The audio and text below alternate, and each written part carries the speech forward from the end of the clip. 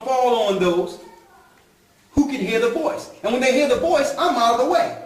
They're into the word themselves. Then the Holy Spirit guides them. But there's teachers that are out there to blow the trumpet. And you know what?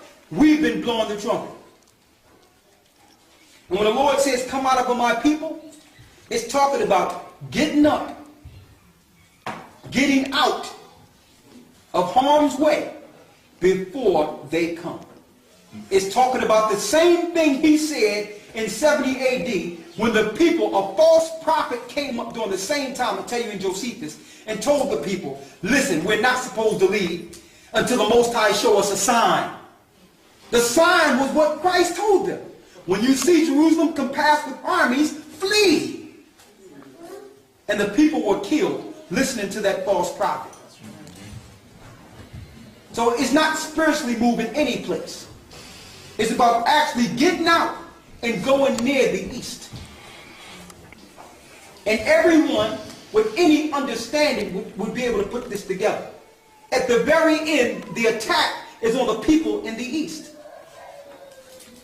You can't even travel to certain countries without putting you on a terrorist list. Why? They knew in the last days Israel will start making their way back once the captivity comes off of them.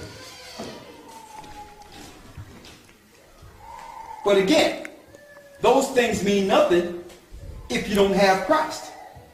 You just be someplace else. You just die someplace else.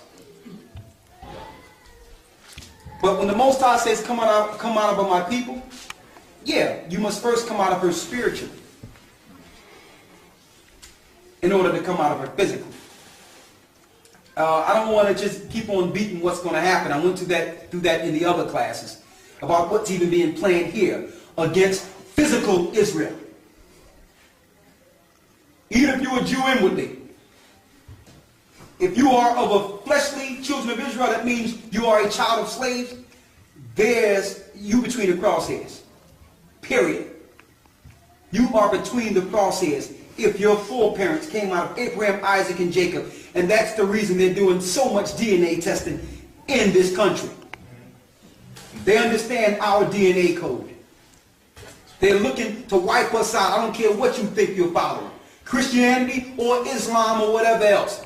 If you are a physical Israelite, you are a threat to the new world order. You are a threat to this world. You are a threat. Satan have not finished his plan that we read in Revelation, the 12th chapter. He did not finish it.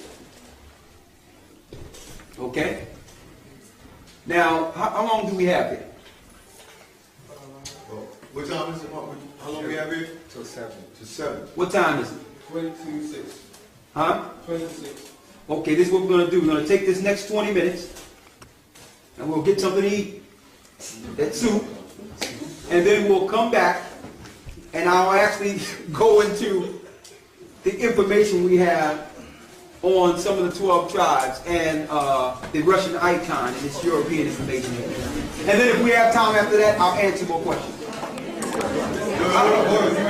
Everybody start, I don't mind.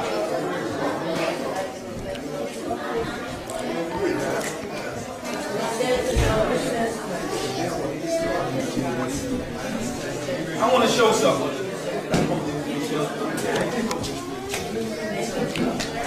I want to show something real quick if you don't mind.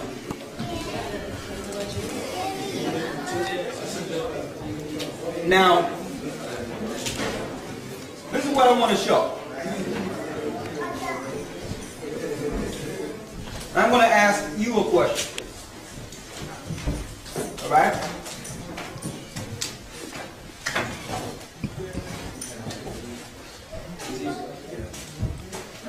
What benefit have religion done for our people? Anyone can answer. What benefit have modern day religions that are set up in this earth today? What good has it done to people? Do people have a lack of religion? No, it's too much. It's too much. Is there a lack of religion? Okay, so if we have religion and everyone is spiritual, why is the world in such a bad case? Religion's doctrine, it's not nothing to do with spirituality. But everyone that's in their religion feel that it's spiritually benefiting them. They're deceived.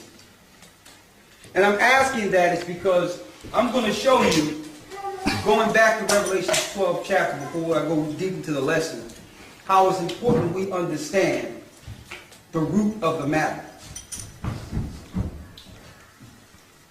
Religion was set up as a flood to capture God's people. And I'm going to say this because the children of Israel, which are now cannot be numbered as the sand of the sea, was the only people that were not under the Babylonian religions. Okay? Now, I'm going to give you an example.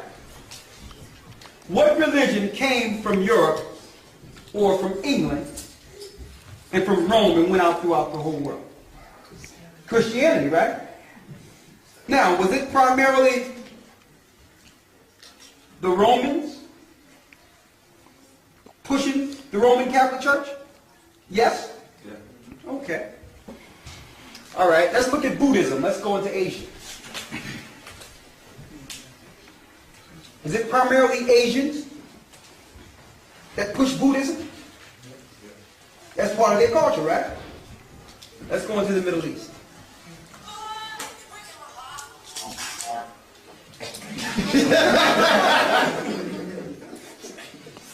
Let's go into the Middle East. Is it primarily Middle Easterns, or what you will call Arabs, following Islam? Yeah. Yes. Yeah. Yes. So if that's part of their culture, where they grow up from these religions from birth, and just follow them naturally, they're not converted.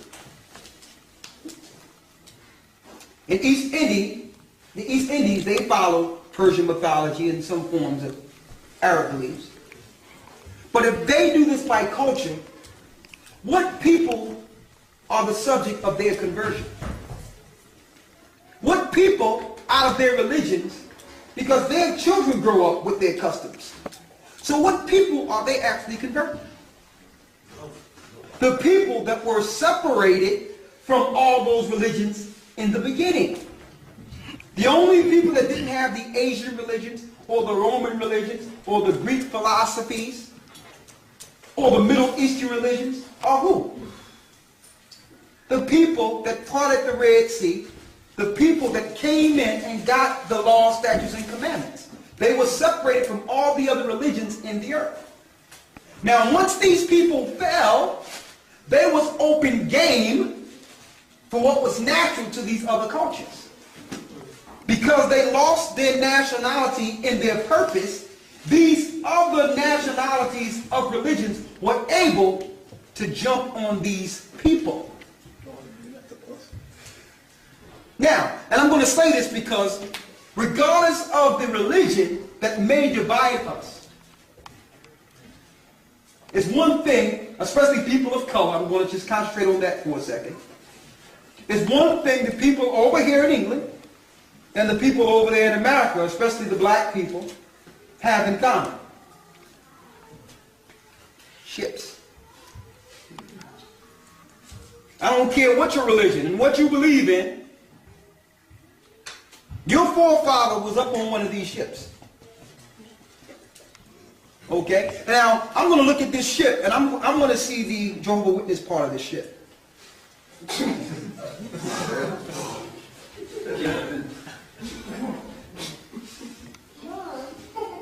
There must be an Islam part somewhere. This might be the Seventh-day Adventist part right here. Okay? Maybe this is the Muslim part. Maybe this is the Hindu part. You get what I'm trying to show you here? We look at religion, and there are some good things when it comes to philanthropy that comes from religion. But religion played its part. It made us think that we were spiritually empowered individually, when really the religion we follow is part of our captivity. It divided us. One thing about these people that was chained together, they knew exactly who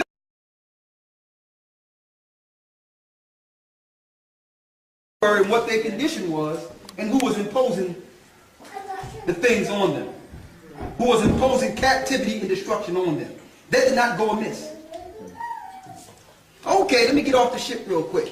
You know, I'm off the ship. You know, I'm in a strange land. Man, I'm in a strange land. I lost my family. They got me working 7 days a week. Working my tail off here. Working and not getting paid. Then, one of the guys who's a hard worker comes up with a good idea. His name is Reverend Josiah Hansen. Reverend. He comes up with a good idea. Now, this is before there was Seventh-day Adventists, Jehovah's Witnesses, blah, blah, blah, blah, blah, blah, blah. And don't tell me Christ is different now than he was 1,000 years ago.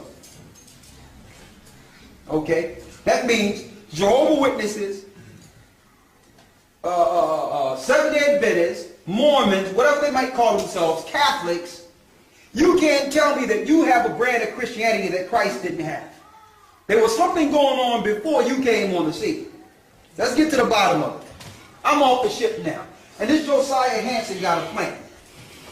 If he can be a good Negro and teach the brand of Christianity that came from the Roman Catholic Church, I'm working my tail off 7 days a week. I can get a day of rest if I agree to go to church on Sunday. Now, mind you, I didn't choose this willingly. I wasn't converted. No one knocked on my door and asked me, have you accepted Jesus as your Lord and Savior?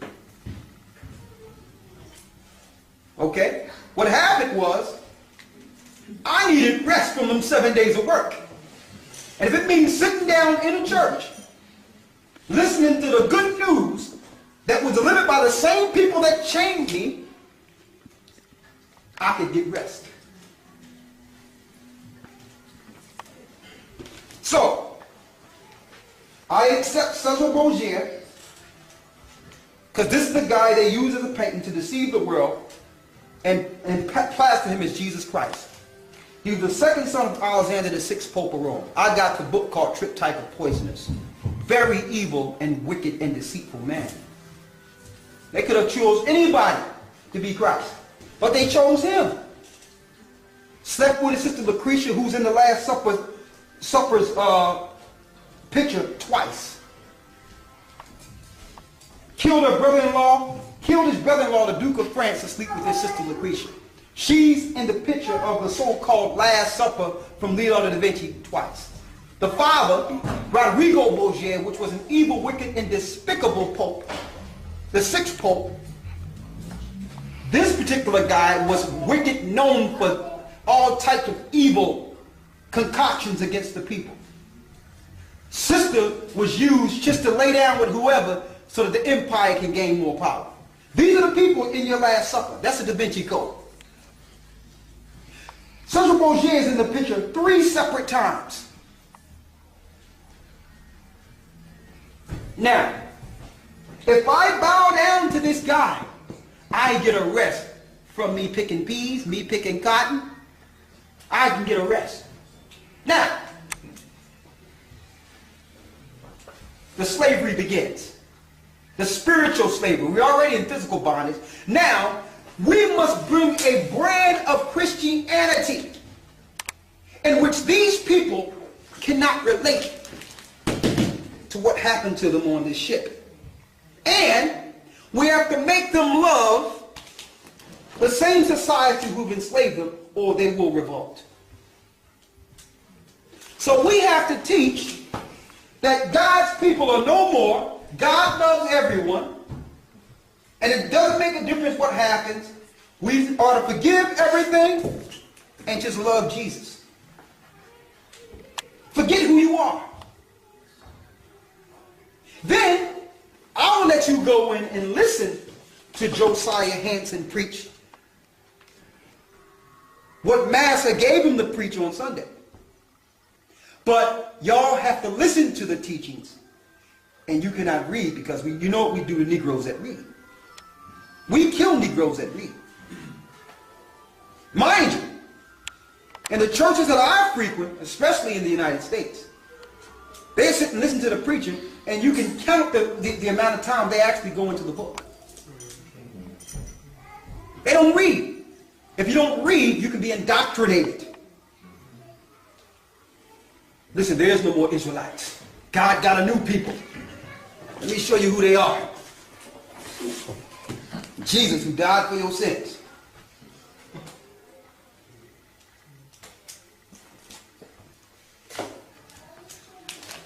If they would have read the Bible, they probably would have went into Deuteronomy, the 28th chapter. And if they would have read Deuteronomy 28th chapter coming off the ships, they would have probably thought this. Read Deuteronomy 28 and 68.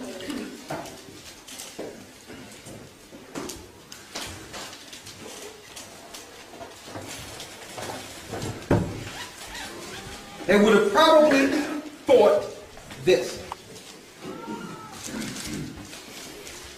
Let's go to Deuteronomy 28 and 68, and we're going to use the precept to show what Egypt means, because the original landmass was Mizraim. It was not named Egypt. It was called Egypt by the Greeks. Once they seen the hard bondage that was done in Egypt, they realized this place was done by hard bondage. Who are these people? If these slaves would have went into the church under Josiah Henson and read this, I think the slave masters would have had a serious problem. During this same time, the slave masters was doing Christmas, they were doing Easter, they were doing Sunday worship, they were doing the same pagan worships they practiced over here in the old world. The slaves knew nothing about these practices. The slaves were in Africa. A lot of them kept their cultures from Israel without even knowing. And it's proof in a book called Hebrewism in West Africa. But those who held dear to their customs and were ancient and understood the rights of their forefathers was usually murdered so that they can teach their children under Josiah Henson, the first Uncle Tom. What I would have read if I understood and read as a slave coming off the ships. Deuteronomy 28 and 68. Read it. Here's the last curse. Deuteronomy chapter 28 verse 68. And the Most High shall bring thee into Egypt again with ships. Israel, if you don't listen to me, I'm giving you these commandments, you're going into Egypt a second time with what? With ships. With what? With ships. With what? With ships. If I just got off a ship, can I relate myself to this? And my question is, if these people are not the Israelites, show me another people that went into Egypt, which was a place they served bondage, a second time by the means of slave ships. Tell me when the Europeans did this. Tell me when the Asians did this. I'm waiting. Tell me when the Arabs did this. I'm waiting. How do we know Egypt means bondage? Go to Exodus 13 and 3.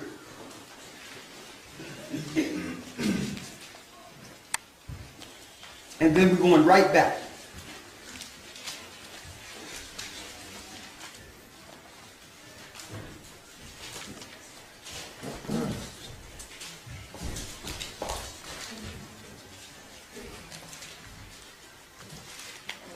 Read Exodus 13 and 3 for me, please. Exodus chapter 13 verse 3. And Moses said unto the people, remember this day in which ye came out from Egypt, out of the house of bondage. Out of the what? Out of the house of bondage. Egypt is the house of bondage. A place where the children of Israel served captivity under their oppressor, the Egyptians and Pharaoh. Moses posed as an Egyptian ruler in Africa. So the Israelites must have looked close in color to the Egyptians, the original ones.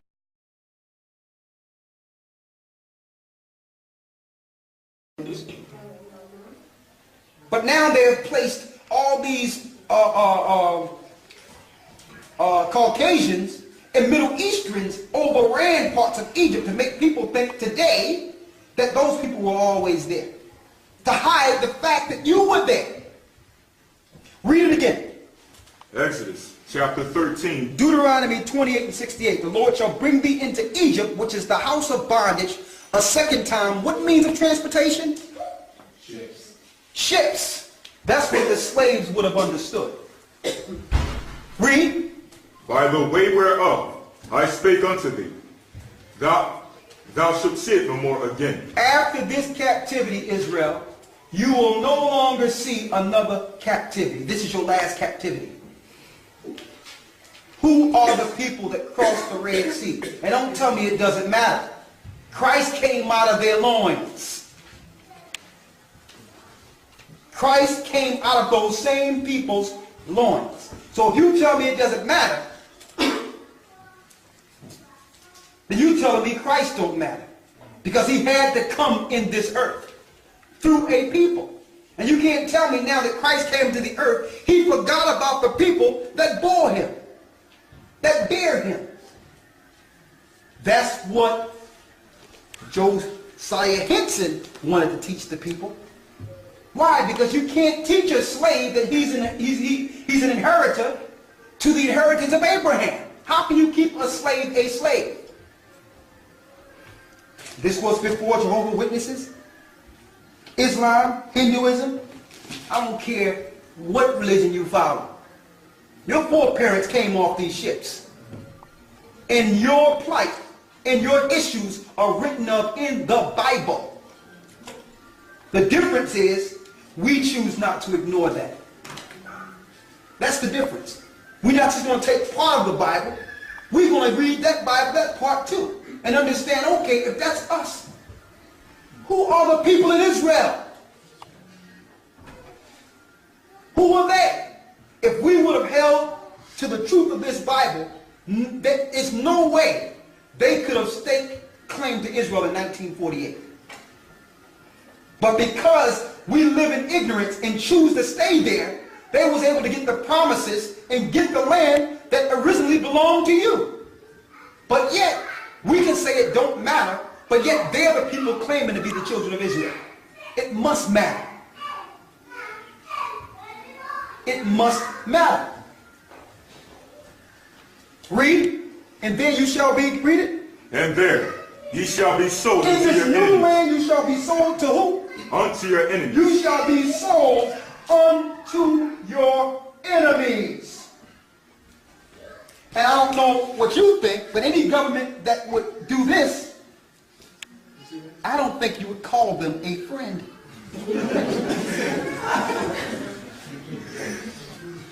The Bible says this. Am I wrong for pointing this out? I'm just reading the Bible. What's wrong with this? If I can teach the inclusion of all people and say that Christ died, and through that, a light comes to the Gentile, and those that follow Christ can be saved, why can't I now also identify the original people of the Bible? That means I can do with inclusion, but exclude myself. That's what they wanted. That was the plan, to have you exclude yourself so that everyone else can take your place. Read. And there You shall be what? ye shall be sold unto your There enemies. you shall be sold unto your enemies. And guess who was selling us, folks? Christians. So no wonder that those same Christians that sold us would come up with brands of doctrines to keep us enslaved. That was their job. How can I teach a slave that his foreparents go back to the children of Israel?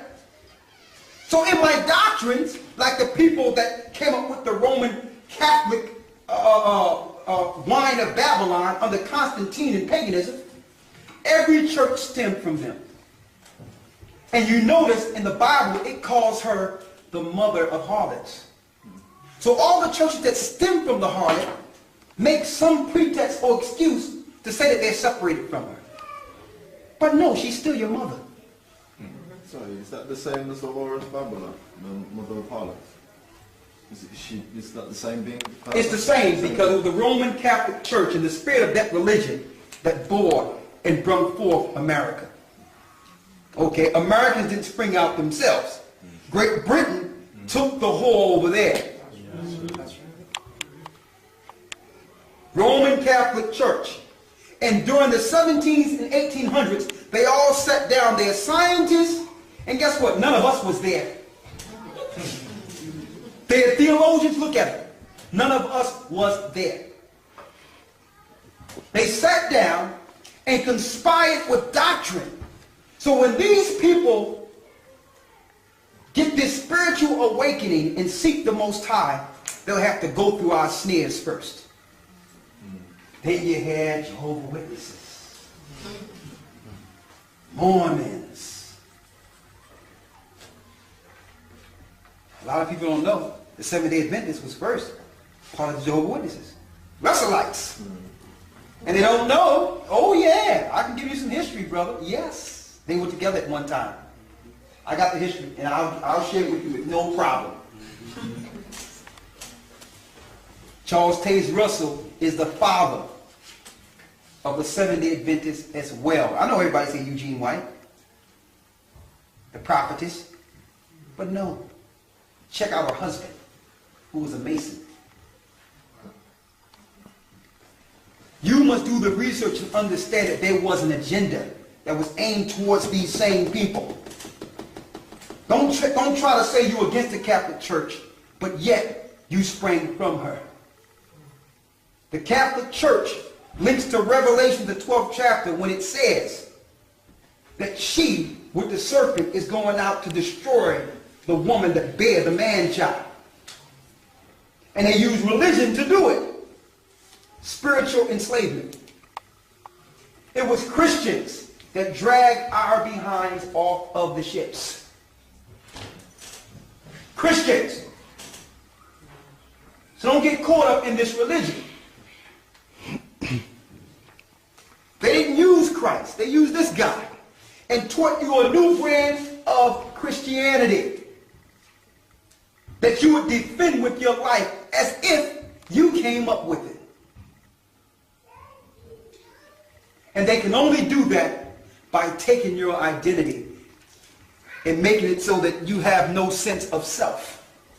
You have nothing to defend yourself, so you can only defend what they give you. But we all have something in common. I don't care how much you want to hate on anything. Our foreparents came off these ships. And we can argue religion if we want. 1 second, sister. But we cannot argue that. And that is recorded in the Bible. Now, I brought this information to Christians.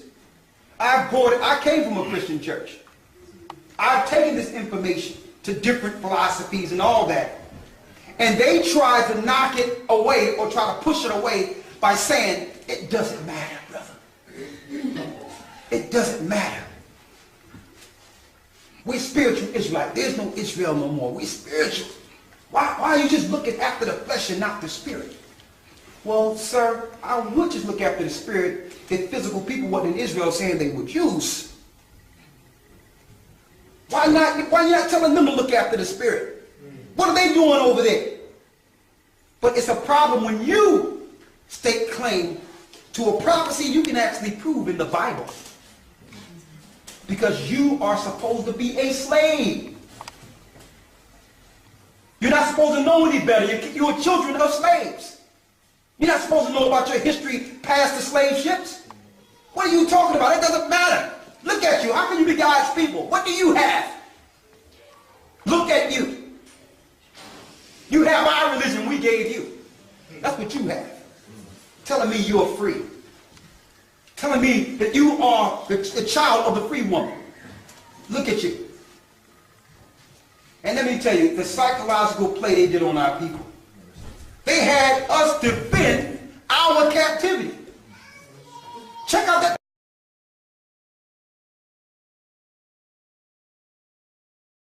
That's what you have. telling me you're free. Telling me that you are the child of the free woman. Look at you. And let me tell you, the psychological play they did on our people.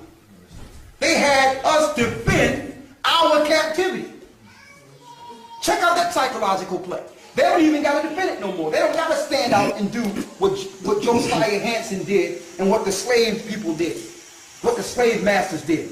They done recruited us now to do it for them. They recruited us.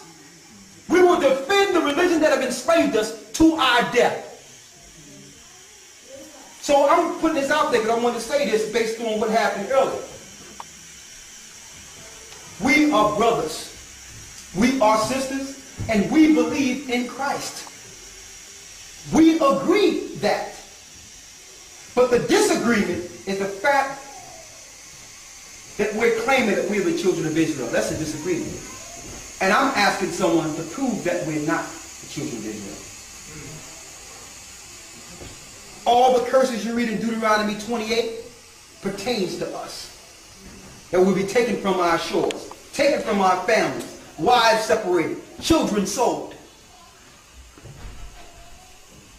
You'll lose your land. You'll be cursed from the time you're born to the time you go out. Josiah Hansen had a good stick to his philosophy or religion. In order for these slaves to work for their master and feel good and not feel dejected from this psychological evil that was done on them, Josiah Hansen was told by his slave masters to tell the slaves that they can come every Sunday and worship, and actually once a year they'll get gifts on Christmas from their slave masters. Boy, what a breakthrough. And it was also told that if they work and follow the government that God established, because God set up government, that when they die, they go to heaven. They go to heaven. So don't rebel against your slave master. Turn the other cheek. Oh, you won't go to heaven. God set up your slave master. You got a good slave master. You see what Master Jenkins do to his slaves. We treat it good over here.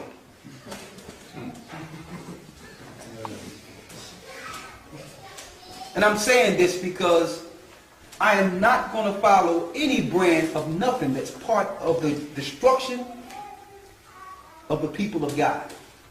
I have that right. And so do you. And you're not going to push me off by saying it don't matter. We're going to deal with this. Put it on the table. If we can consider those people over there in Israel to be Jews based on a European spat against another European, that's written nowhere in the Bible. But yet you will still in your religions back them as being the Jews with all your prophecies. And can't even prove that they're the people. I can prove who they are. I know who they are. They're Amalek. They're Esau. I can prove it. They know we know who they are. So that we didn't only research ourselves, we research every family of the earth. And now they're taking physical DNA to figure out who everyone is. We got the spiritual DNA. The Bible. All people are included. I'm not just talking about black people. Because who cannot receive truth? You readily receive the lie. Why not receive truth?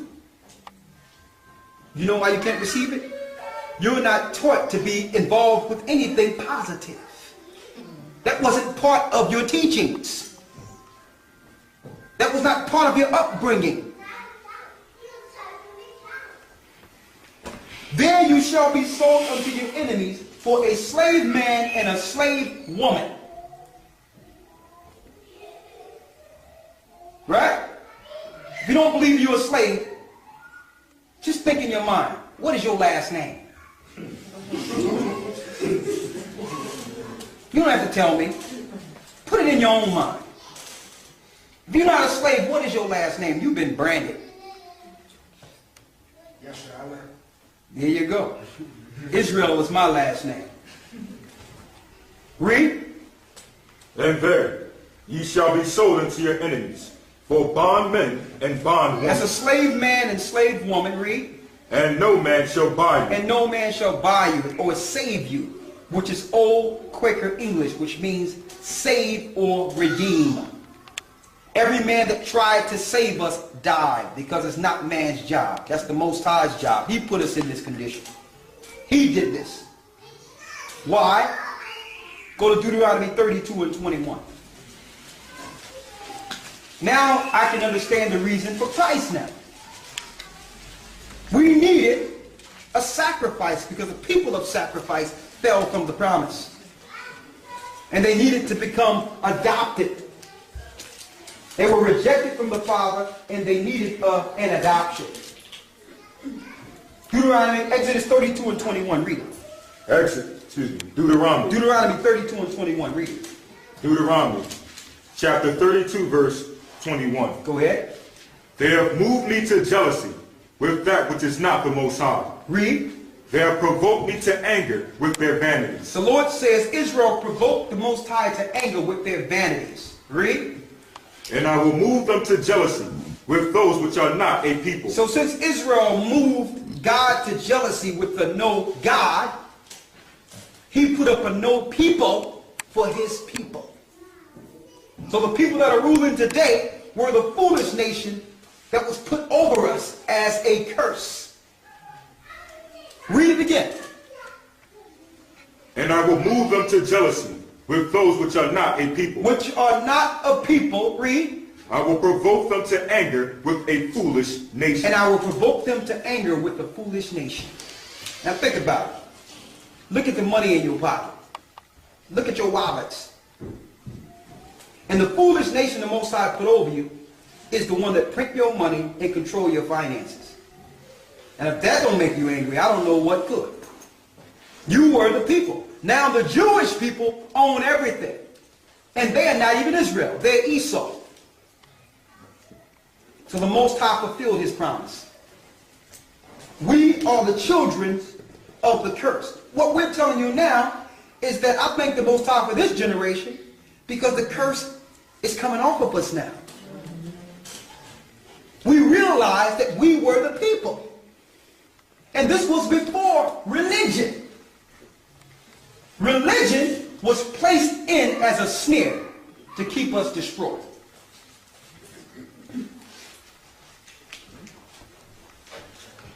I went into this last week, the mark of the beast. And the reason I called y'all in here, brothers, is not to debate with y'all because I wanted to bring a point to y'all. And I wanted to say before everyone because I don't want us to get off at the wrong foot. And if I was abrasive, I do apologize. I want to say that. But I didn't come into debate because people came to hear a certain word. And I'm not going to be here long.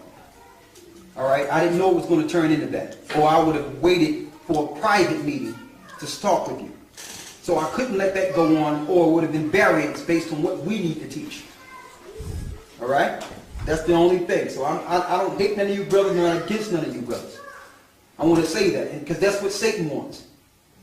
All right? I didn't come here to fight y'all, man. So I apologize if I came off abrasive. But I've heard it over and over again. And I see what's going on with our people. And it's time that we get shaken out of this stuff.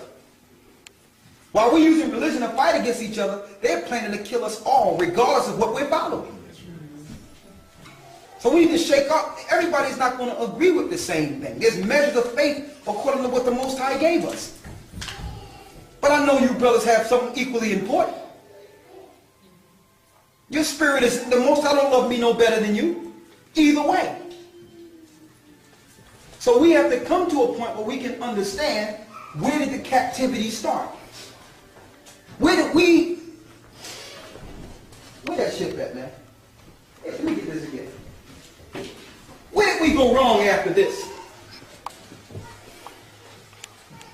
One thing about a dejected people, and they've studied us, and they use psychology on a high level.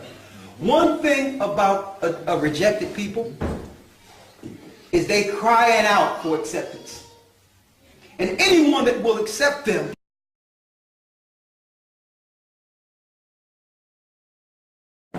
they'll embrace. So they beat us purposely so we can run. And we ran right into their arms.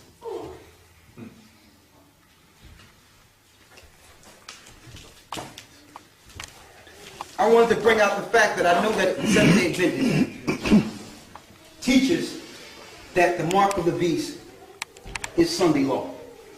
I know that for a fact. I've sat down with Seventh-day Adventists. I've been to Seventh-day Adventist churches. I've operated with Seventh-day Adventists. Good people. One thing I can say about them, genuine and good people. I can't say that they would harm anyone. Okay? But my disagreement with the doctrine is that if you teach, and I spoke with them, if you teach that that the Sabbath or the Sunday law is a mark of the beast, then that means some Jehovah's Witnesses can be, not Jehovah's Witnesses, some Seventh-day Adventists can be walking around with a chip in their head or in their hand and be excused. If you're going to teach that the mark of the beast is the government instituting the the first day of the week, Sunday, as a law, then it goes away from what Satan is about to institute in the earth. And it's chipping every person like cattle. And one thing I couldn't understand, and I had that argument about 9-10 years ago, is that if it's Sunday law, how can that be attached to buying and selling? The majority of people are going to church on Sunday anyway. Only the people that are following the law, like Seventh-day Adventists and Hebrews and people that know what the Sabbath is, they're the only people that's not really going to church on Sunday. And still, the people that's going to church on Sunday, they can still buy or sell whether or not they go to church. They can still buy or sell. It has to be connected to an electronic financial system. So what we did was, it was interesting to me. I'm like, Sunday law, let me look into that. I seen it online. I went to talk to Seventh-day Adventists. They dealt with me carefully. They was very respectful. That was fine. I'm like, let me look into that. I've never seen it from that angle. And then I went into the Greek. The Greek, it was a slam dunk. In the Greek, it says mark. Mark means the etching of the skin. That's a physical piercing of the skin. And it says to be received as a mark of servitude. So if you don't get this, you will not be able to operate and serve in a system. Now, then I related it to, all right, suppose I don't go to church on Sunday. Can I still buy and sell? Yes.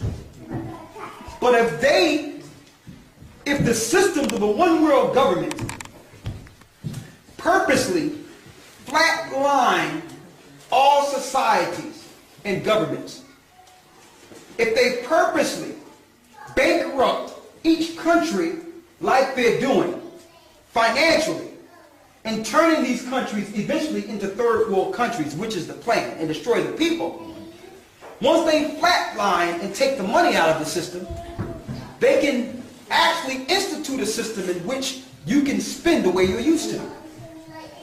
How many of you got debit cards on you? Almost everybody. So you're already used to spending without cash. So if they can use the war on terrorism to tell people that, listen, we have to know who's who, we need to take money out of the system because the terrorists are using dirty money and laundered money to spend and plot against the government, they can take that same credit that's on your card and put it right here. And say, listen, if you're not a terrorist, you don't have anything to worry about. What you got to hide? You're used to spending without cash anyway. We're taking money out of the system. It takes too much to print money anyway. Now, if you want to buy or sell, you come down, go to your doctor, or go to your DMV, or that's what we have in the United States, where your driver licenses is, or go to your local authorities and get your card injected. Through your national database, we have your birth certificate, we have your social security card, we have your medical records. Barack Obama already signed that into law through the health care bill. That this is actually part of the bill that was signed for the health care bill. So the people that have their welfare, or those that have their Medicare or Medicaid, their medical assistance, they have to get it all on one database. So I don't know about Sunday's law. I know that this is about to be instituted through Verichip. I know that. And I know that based on what the Seventh-day Adventists have taught me, that they're not saying that this is the mark of the beast. So it will be a conscious decision on those that are Seventh-day Adventists to decide whether or not they want to get chipped. Because they're being taught within their doctrine that this is not the mark of the beast. All right? Now I wanted to bring that up. Now, you brothers are Seventh-day Adventists. Right? And I need someone to explain to me how this is not the mark of the beast. And I will not interrupt you.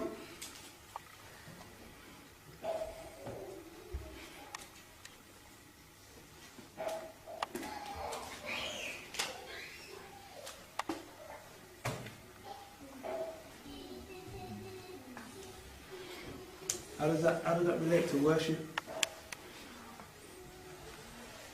It's a badge of servitude. You're purposely bowing to Satan's system. That's how it relates to worship. You don't have to go into a building to worship. People worship him all the time. People be in clubs dancing, worshiping Bacchus. You don't have to be in a building to worship. Your action, your activity shows a sign of worship. That's why it says as a badge of servitude. Is it similar to the way that people celebrate Christmas? They think it's for one reason, but you're really celebrating and worshiping Yes. God. Yeah, a person don't have to go to church on Sunday to be worshiping Christmas. That's a perfect example. They got a tree in their house. They got all the things it takes to do with Christmas. They're going out shopping. They're in the spirit of Christmas. So everyone being in the spirit of dealing with this particular spending system is worshiping the beast.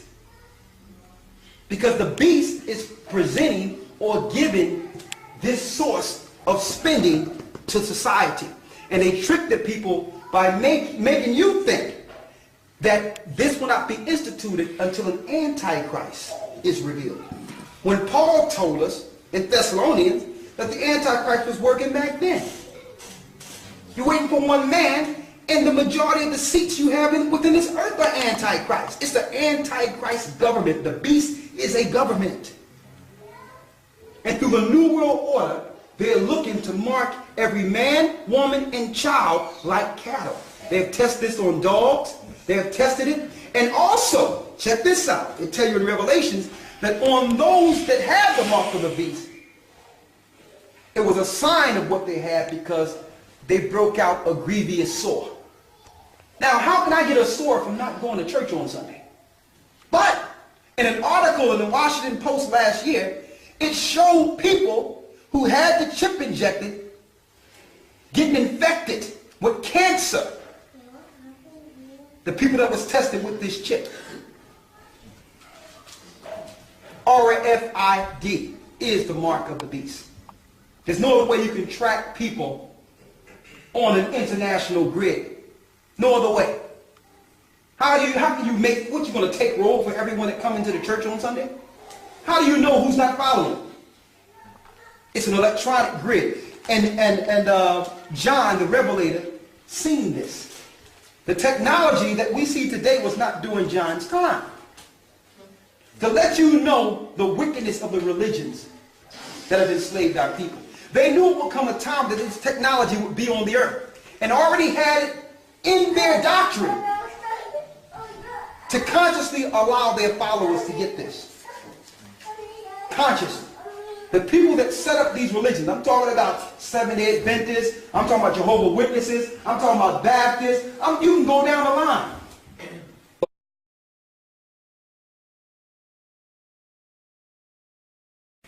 All of them have Masons as the father of their religions, the father of their doctrines. And the Masons were set up to destroy the remnant of Christ. Hold up, the sister had her hand up, and then I can answer your question. Go ahead. So the system's going to crash, and then we're all going to get chips and nose. Well, those- We're going to be a third world country, and then we're going to have chips and nose. Well, when I say break you like a third world country, we're not going to look third world because you already have your infrastructure set. But financially, you're going to be operating as if you were in a third world country because you are not, you have to realize this, sister. You have a garden? Huh? You grow your own food, right? Okay, you have animals, you have sheep, you have lamb? Okay, what you're used to and what we're used to is someone driving our food to a supermarket. That's what you're used to. You have to realize under national emergencies, under the New World Order, all resources revert back to state in an emergency to control resources. So the resources, the pretext is race wars, and the pretext is terrorism.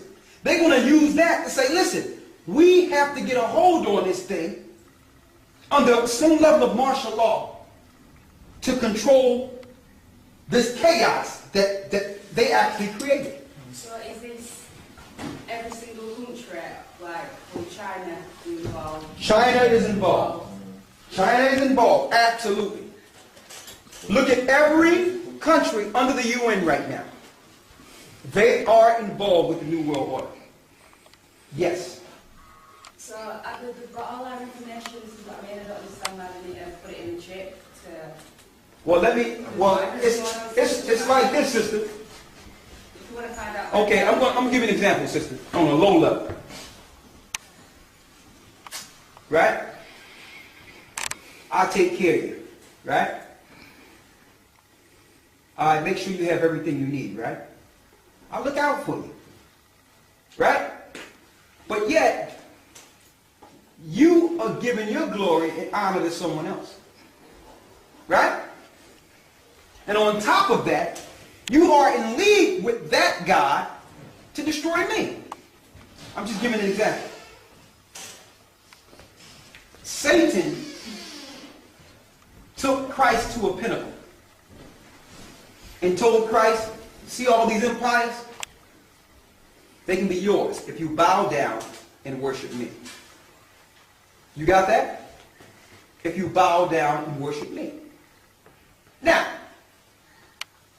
Job 9:24 tells you the earth is given into the hand of the wicked. Our kingdom is coming back to Christ. Now, here's the problem Satan has. He has a short time, and yet he has a system set up that have been actually taking care of those who might oppose him and destroy him. So those that don't follow his image or follow what he's instituting, he no longer wants to take care of. As long as you was down with him, that's fine. Well, get the chip then. Get the mark. But he's not going to continue to feed you and take care of you. And you're looking to join Christ's army. So now a system must be set in place in which he can identify those he needs to destroy before the second coming. That system is electronic. Those that don't get a chip, they'll know are not down with the New World Order. So therefore, a sheet can be made with all the people that didn't get chipped on this electronic grid, and now we have a terrorist list now. We can put all these guys on a no-fly list, terrorist list, starve them out, kill them, destroy them, because if they understand Revelations about the mark of the beast, there's a chance they are a part of the new kingdom. You understand? That's what it is.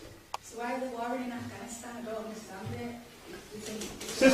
Sister, these wars are set up because you have other countries who are not with the same order.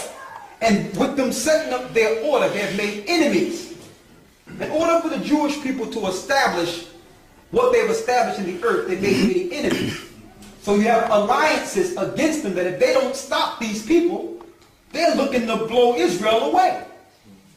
So they have to fight them. These countries are exercising nuclear power.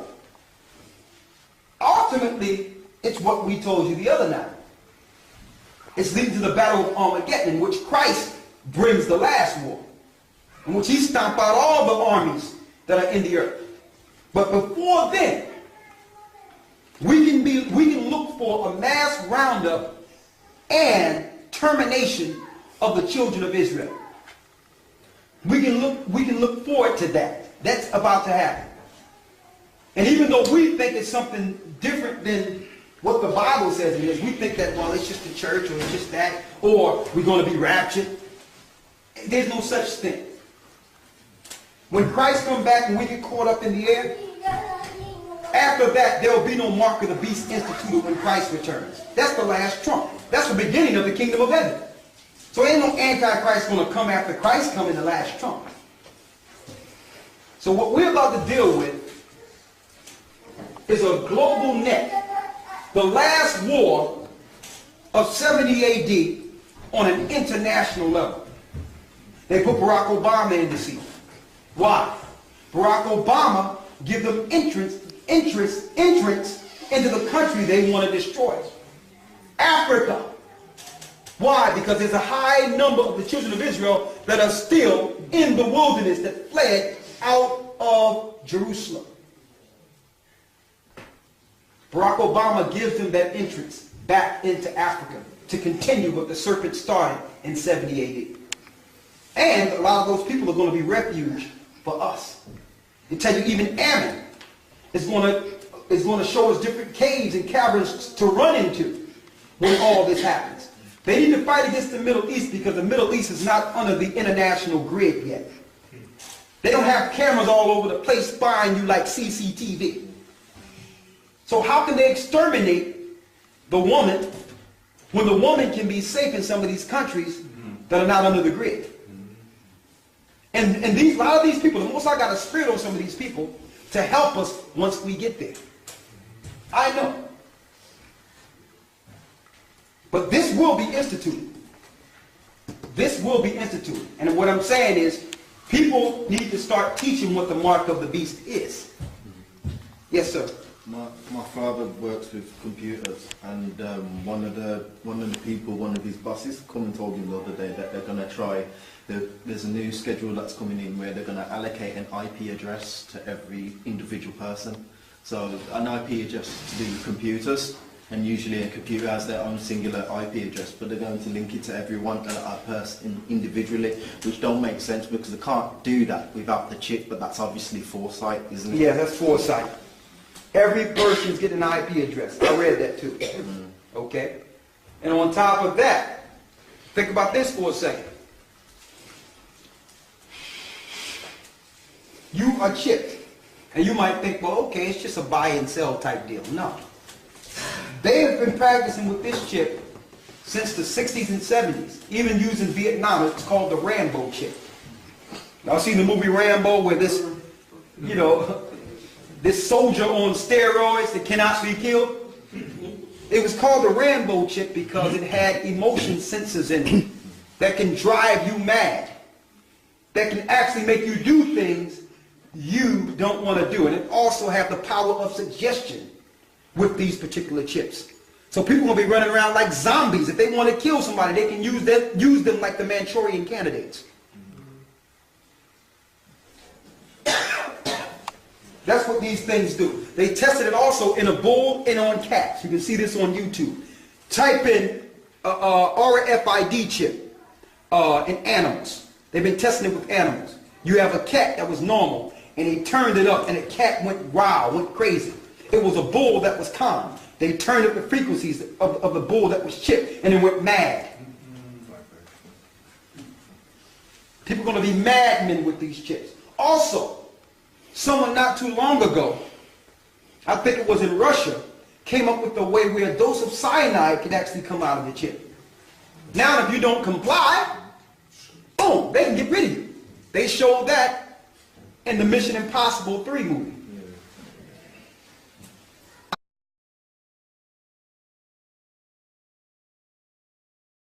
They show all this stuff in the movies, all these things in the movie. And they're coming to this.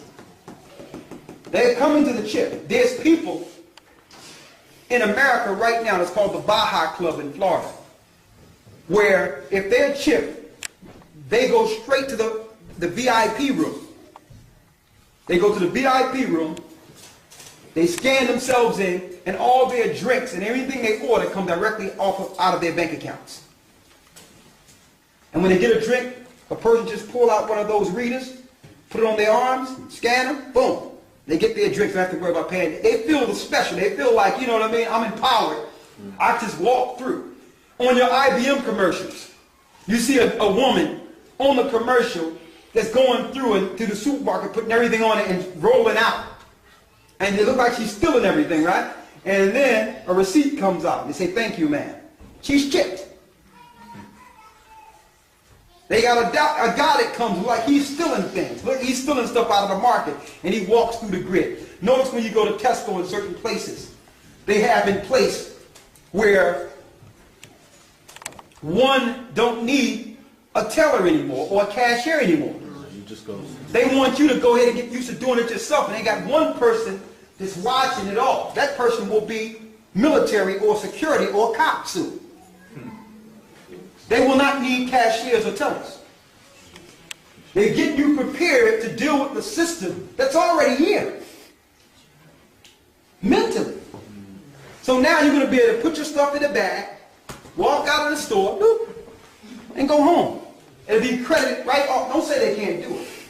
Don't say they can't do it. Because a lot of you have your license cards, and y'all run a red light or whatever y'all have here, y'all go too fast, and y'all receive the bill in the mail. Your ticket comes in the mail. The system is already in place. So what I'm saying is, teaching that this is Sunday law is antichrist.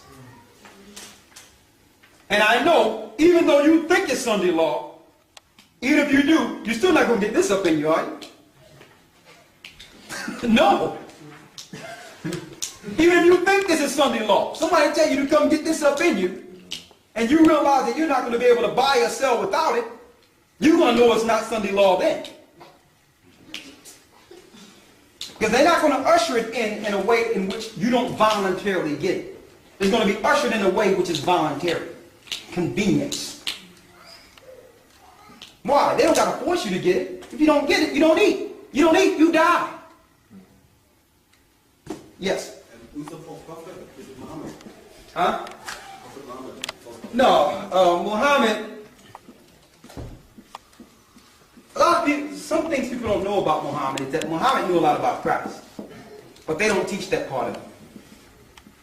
All right? They just used him to bring forth another religion, but they taught things that he didn't even teach in this new religion. What they're teaching is just Persian mythology. The false prophet is in the Pope. Okay? He's a sorcerer. And what happens is the spirit moves from pope to pope. It's an old Babylonian ritual that allows spirits to move from one man to the next. It's the same guy. They just host, and they just give up themselves to the same spirit. They got that 7 days of black smoke. That's a Babylonian ritual. That's in the book Satan Angels Exposed. How they actually have both of the popes right there.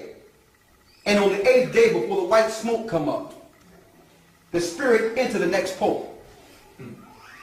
It's the same spirit from ancient times. And it came in from one pope to the next. That's why the agenda never stops. It's the same spirit. And these popes voluntarily, when they're actually elected to do that, gives up their body as hosts. It's sorcery on a high level. So don't let anybody in from like public. Huh? Don't let the public in on anyone apart from Huh? Don't let anyone in the actual building while it's happening apart from the people who are in the Catholic Church. I can't hear you. Say it again? And don't let anyone in the building while it's happening apart from the You know when they choose, well, on the news they'll claim that they're choosing a new pope. Oh, no. While all that's going on. Yeah. They make it seem like a political ball game, but no, it's a Babylonian ritual. They talk about this ritual in a book called Satan Angels Exposed. It's the same guy. So that's why when people say, wait for this pope, that pope, listen, the false prophet is the spirit that first came in through Constantine, that integrated Christianity with paganism. So that spirit went from him on through the popes, on and on and on and on and on and on. It's a Babylonian satanic ritual that they found out when they went into Babylon, digging in excavations and doing all that. They found the rituals. That's how they came into most power anyway, by Yes. coming through the church, Yes. the Vaticans. Yes, and such they like found the ritual. So if somebody waiting for one guy to pop up, the false prophet is in your popes. Every one of them. They're evil and wicked men.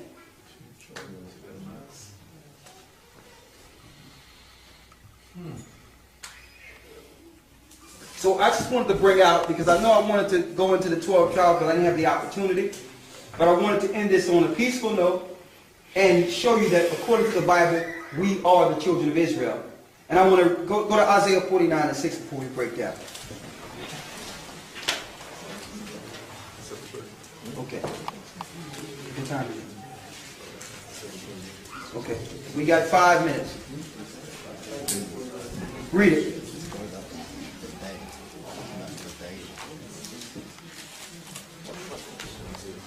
Is there any chance, Isaiah 49 and 6. any chance you can like express on who they are? I mean, I've done my own research. But They? I just want to know. Okay, your I'll take let you on know who that. they are. That's no problem. Read. Isaiah chapter 49 verse 6. Read. And he said, it is a light thing that thou shouldest be my servant. Read it again. And he said, it is a light thing that thou shouldest be my servant. So some people might think they're servants of the Most High. But you're not a servant unless you're doing the directions of a servant. This is what a servant must do. Read.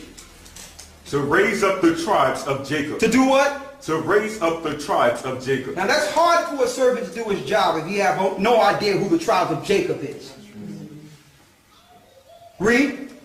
And to restore the preserved of Israel. How can we restore the preserve of Israel when we're taught in a society we live in today that Israel is done away with? So that impede your opportunity to actually do your job as a servant. You're supposed to be able to raise the tribes of Jacob again. How can I teach that not knowing who I am? Read. I will also give thee for a light to the Gentiles. Now that we have raised Israel, then we can be a light to the world. Now the other nations are involved, but not me being ignorant of who I am. So the Most High gave Moses the laws so that one day the earth could have these same laws and live in righteousness. But instead of us teaching the righteousness that came from the law, we started following the nations whom the Most High told us to stay away from. It was in reverse. Now it's the Gentiles teaching the Israelites now. So now it's time to get things back in order. A servant is to raise the tribes of Israel so that we can in turn be a light to the Gentiles. Not embracing everyone and saying that my foreparents are done away with. How can I embrace everyone when I don't even know who I am? You ask me, who are the they? Go to Psalms 83 and let's show them who are the they. Who are they? When I say they keep doing this, they are doing this. Who is they? Because in Luke,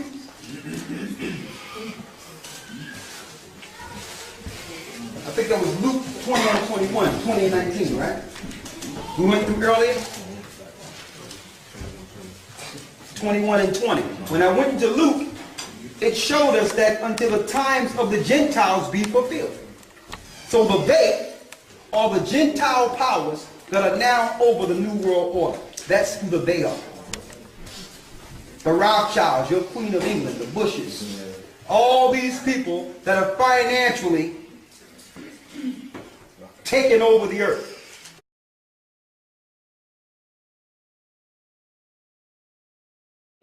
the Bilderbergs, all these different families who have separated themselves and are an enemy to the people that live in the world. They are Satan's minions. They're the people Satan is using to destroy the earth and concentrating on destroying God's people. They are the they. The same governments you reverence and protect through religion. The same government Christ is going to throw down on. Okay? The 10 horns, which is really the EU and the European powers, they will fight against Christ. It tells you that in Revelation 17. They will be here to fight against Christ. They will lose. Before that happens, the place I used to call home, which is Babylon, will be utterly destroyed by nuclear fire. That's Bible prophecy. I can show you the missiles, the war, who they're going to fight. I can go straight to the Bible and show you the whole thing with no problem. But they will be destroyed first and Europe will stand. Fragments of Europe. Okay? And when I say Europe, it's not including you people. Okay? You are a problem. You're the woman's seed. All right? Let's see who the they are. Read Psalms 83 and 1. Read it. Psalms chapter 83 verse 1. Go ahead. Keep not thou silence, O God. Hold not thy peace, and be not still, O God. For lo, thy enemies make a tumult. So the enemies of God make a tumult. What's an enemy of God? Someone that breaks the commandments of the Most High and scorns the Most High's law. Those are enemies of God. If you notice, all these societies set up and governments are set up, their laws are against the laws of God. Did y'all notice that? But yet they claim to be a righteous and civil and spiritual society and government. Read. Verse 2. For lo, thy enemies make a tumult, and they that hate thee have lifted up their head. Those that hate the Most High have lifted up their head. And what do they say? Read. Verse 3. They have taken crafty counsel against thy people. They have taken crafty counsel against God's people. Read. And consulted against thy hidden ones. And they consulted against the hidden ones. Who are the hidden ones? The people that have no idea who they are.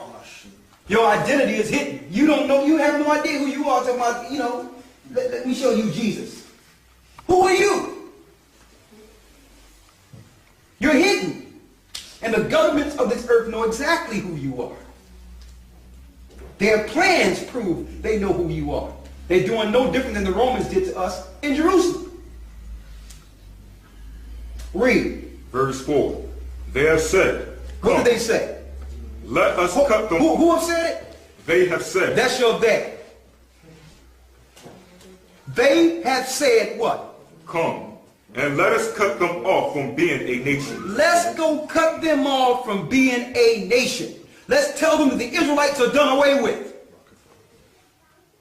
Let's cut them off from being a nation. Make sure these people never find out that they were the nation of Israel.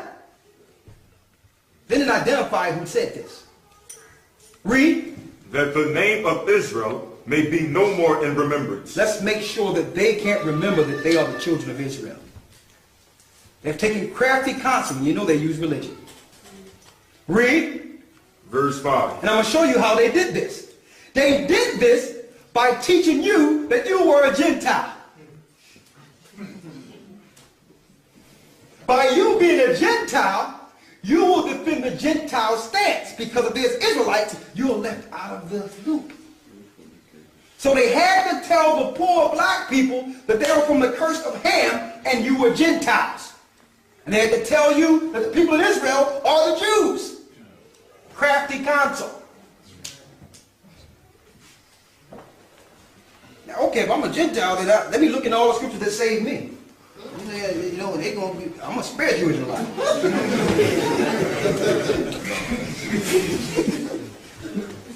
Crafty counsel. Read. Verse 5. For they have consulted together with one consent. And they are together with one consent. And the people we're about to name are the people primarily in what you would call the UN today. Read. They are confederate against thee. And they will be a confederacy against my people. That's what the Most High is showing here.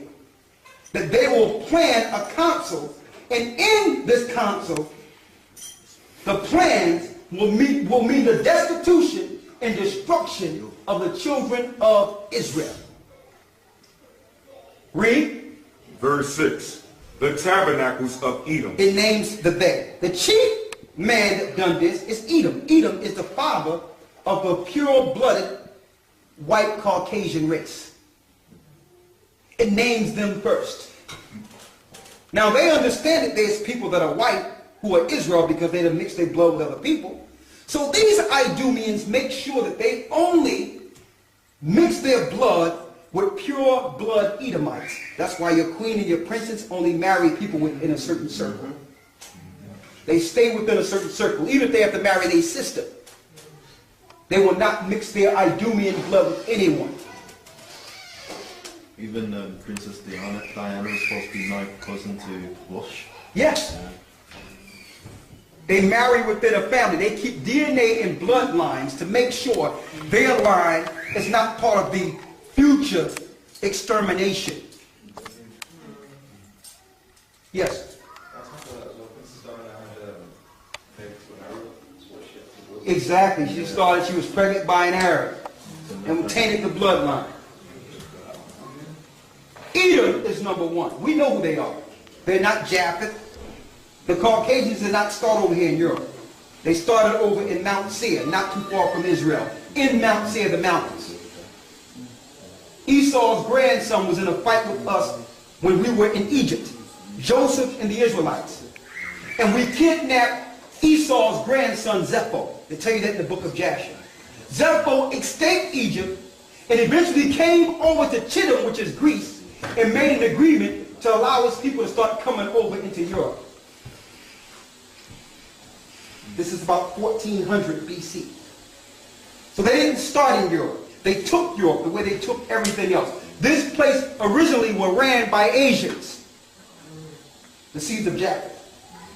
See, they don't want us to come out and say these things. They know we know, because they hide themselves according to landmass, so that we cannot identify who's plotting against the children of Israel. The Romans. Edom, who else? Who's next? And the Ishmaelites. And the Ishmaelites. Who's Ishmael? Arabs. Now you notice the religions we predominantly are spread amongst are Christians that were set up by Edomites and Muslims or Islam that was set up by Ishmaelites. They targeted us so that we cannot understand that we were the children of Israel. They have done crafty counsel against thy people. They have consulted against thy hidden ones. So even though you're getting some level of spirituality in these religions, you don't know who you are. You don't know what your purpose is. That means their job was well done. Okay?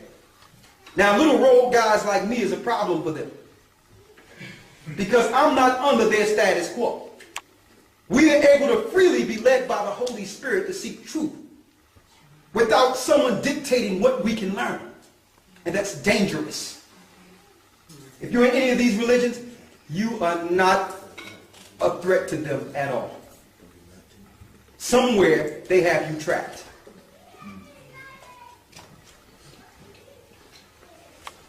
They're against those that will have the testimony of Christ and keep the commandments of the Most High. They're after that remedy. They are after Jehovah's Witnesses. Okay?